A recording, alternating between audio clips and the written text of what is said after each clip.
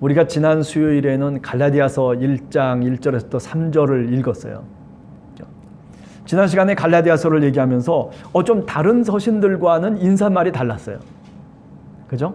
1장 1절에 보면 사람에게서 난 것도 아니요 사람으로 말미암은 것도 아니요 오직 예수 그리스도와 그를 죽은 자 가운데서 살리신 하나님 아버지로 말미암아 사도된 바울은, 이런 식으로 아주 강력한 어조를 갖고 사실은 갈라디아서 1장은 출발하고 있죠. 갈라디아서는 어떤 서신이에요? 논쟁적인 서신이에요. 논쟁적인. 바울을 대적하고 있는 어떤 세력을 바울이 이미 마음속에 상정을 해놓고, 그리고 그들을 향해서 강하게 비난을 퍼붓고 있는, 그래서 갈라디아서 1장에 보면 심지어는 어떤 얘기까지 나오고 있냐면 다른 복음을 전하는 자들에게 하나님의 저주가 있을 것이라고 저주까지도 퍼붓는 것이 바로 갈라디아서의 내용이에요.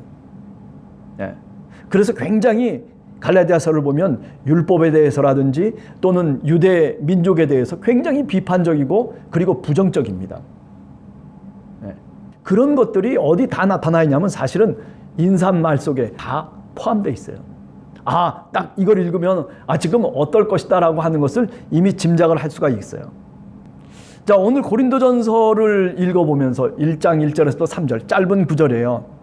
하나님의 뜻을 따라 그리스도 예수의 사도로 부르심을 받은 바울, 이렇게 얘기하고 있거든요.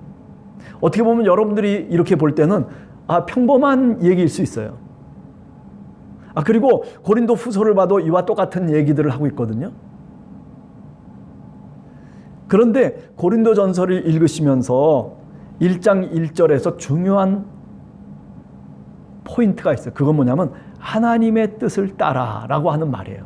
사도 바울 같은 경우에 생각해보면 다메섹 도상에서 부활하신 그리스도를 그죠? 빛으로 만나기 전까지만 하더라도 어둠 속에서 있었던 사람이에요.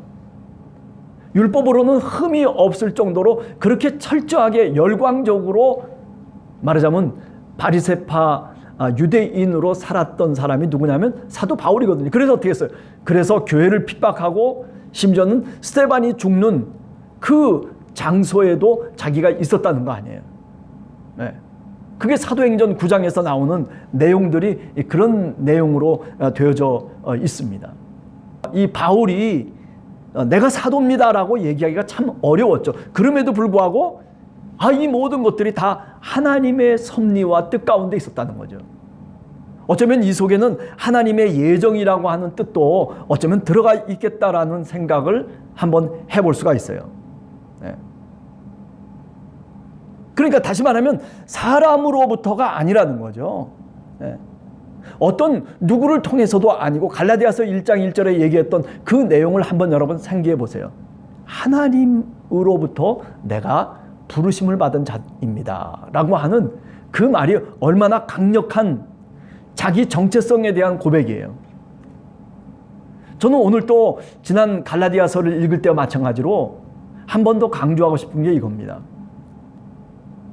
나는 하나님의 부르심을 받은 그런 하나님의 자녀이고 백성입니다 라고 얘기할 때, 그럴 때 가장 중요한 포인트가 뭐냐면 하나님이 나를 불렀다는 거죠.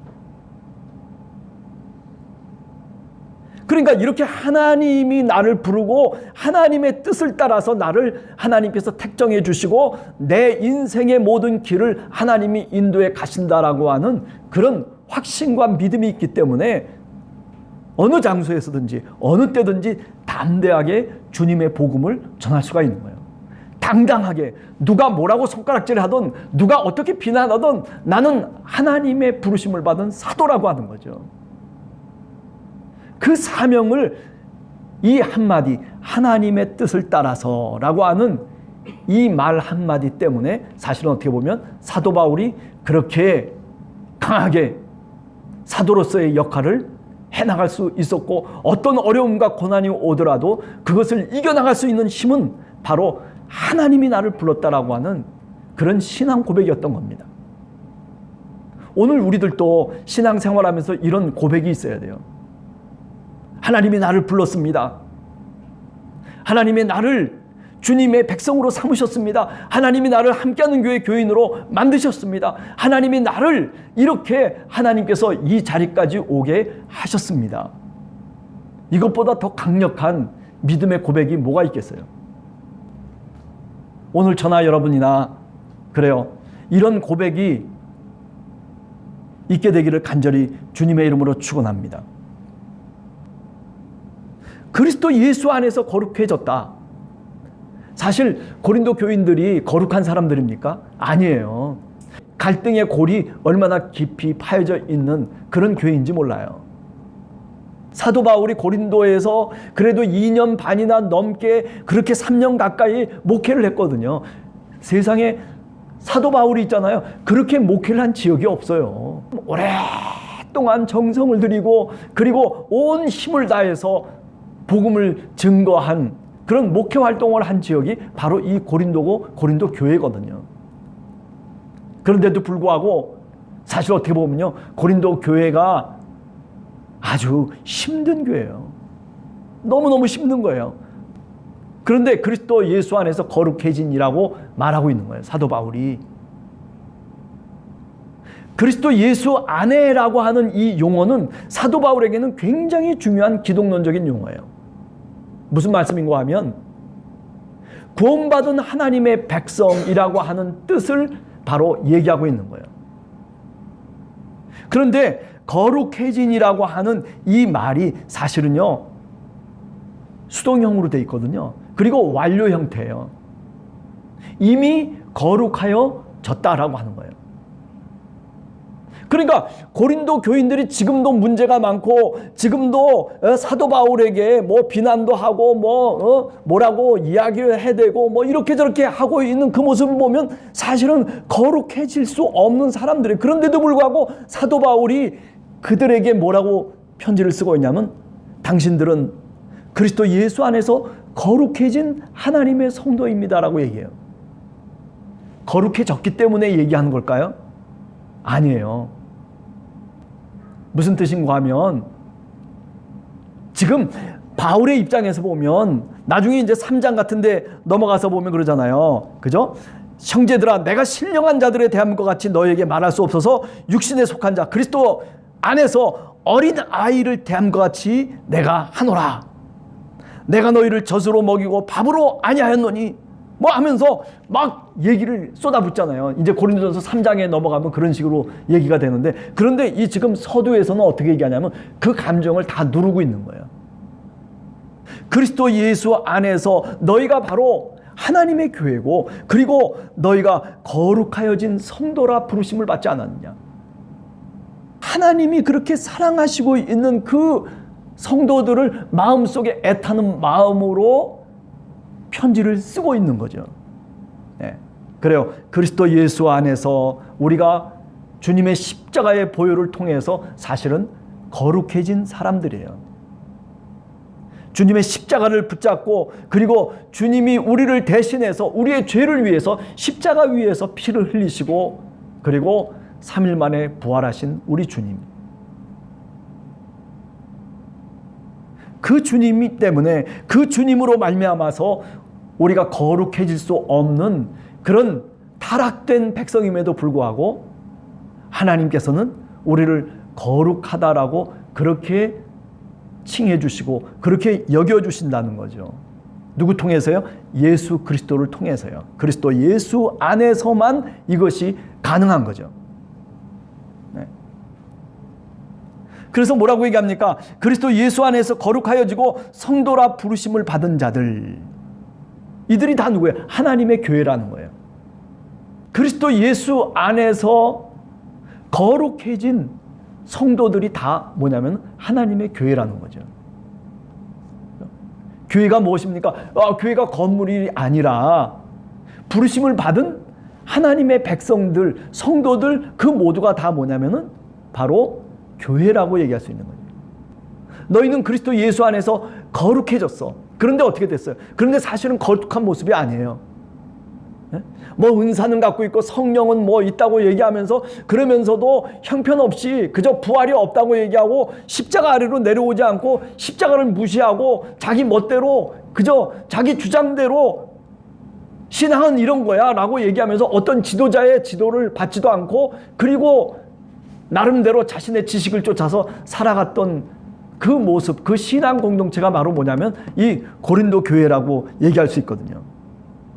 그런데 문제는 뭐냐면 이 고린도 교인들은 십자가를 내팽개쳐버리고 뭐만 잡냐면 부활만 잡는 거예요.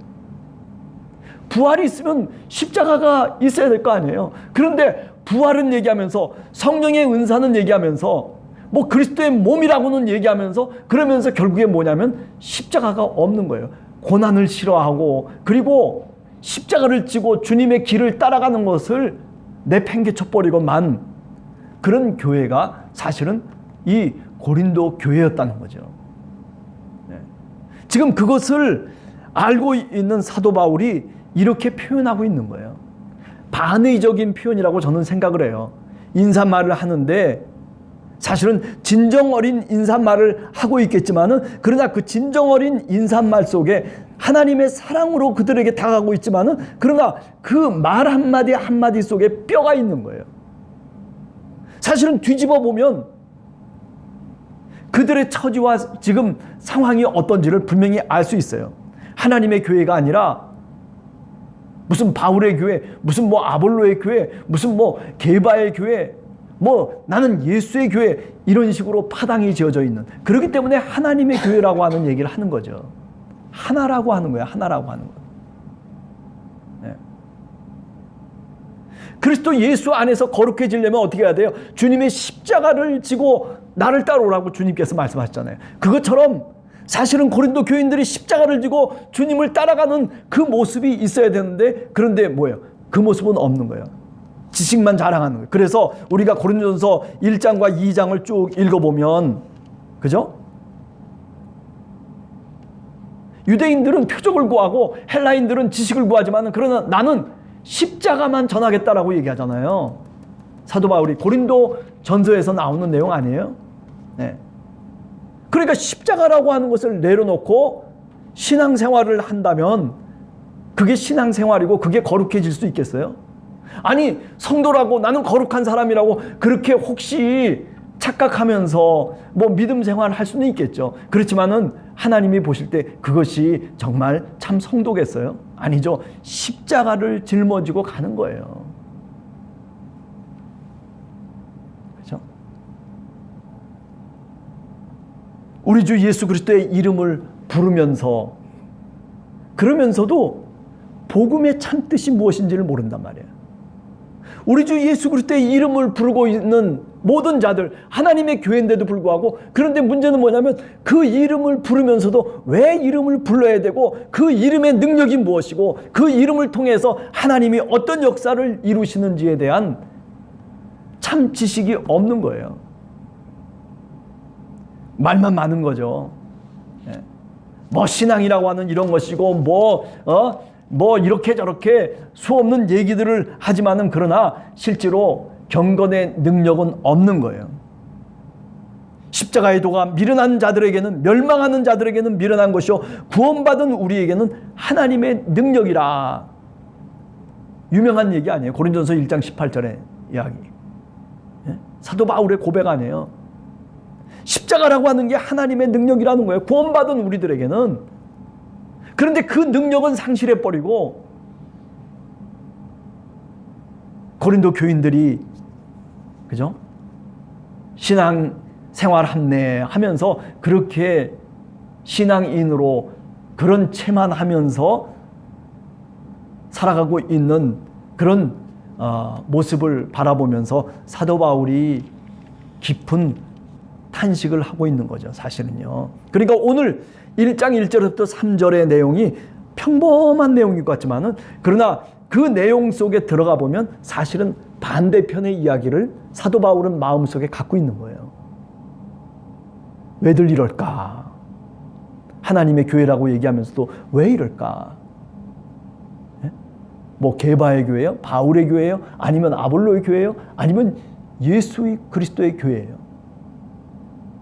서로 갈라져서 마음이 갈라지고 그리고 서로가 주장이 달라져 가지고 그래서 그렇게 하나 되지 못하는 그 교회의 모습을 보면서 지금 2절에 고린도에 있는 하나님의 교회라고 그래서 말하고 있는 거란 말이죠.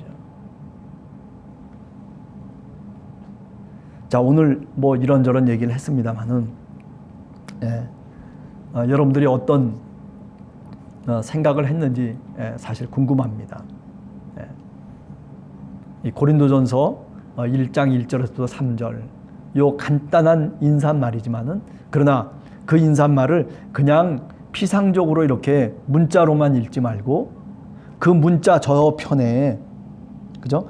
반대의 그 교회적 상황이 있었다라고 하는 것을 우리가 가정하면서 이 인사말을 읽게 되면 이 속에 사도 바울의 피가 떨어지고 있는 거예요. 이 속에 사도 바울의 애타는 마음이 사실은 이 속에 들어와 있는 겁니다. 말이 좋아서 말이 좋은 게 아니에요. 이렇게 좋은 말을 하고 있는 저 뒤편에는 그죠? 눈물의 기도가 있는 거예요. 그 눈물의 기도가 이제 고린도전서를 읽어가면 그 사도 바울이 흘렸던 눈물이 무엇인지를 비로소 우리가 깨닫게 되는 겁니다. 여러분들 고린도전서 1장 1절에서 3절을 한번 짧은 구절이지만은 갈라디아서 1장과 비교해서 한번 읽어보세요. 그러면 우리에게 또 새롭게 하나님이 주시는 음성이 있을 것이라 생각합니다.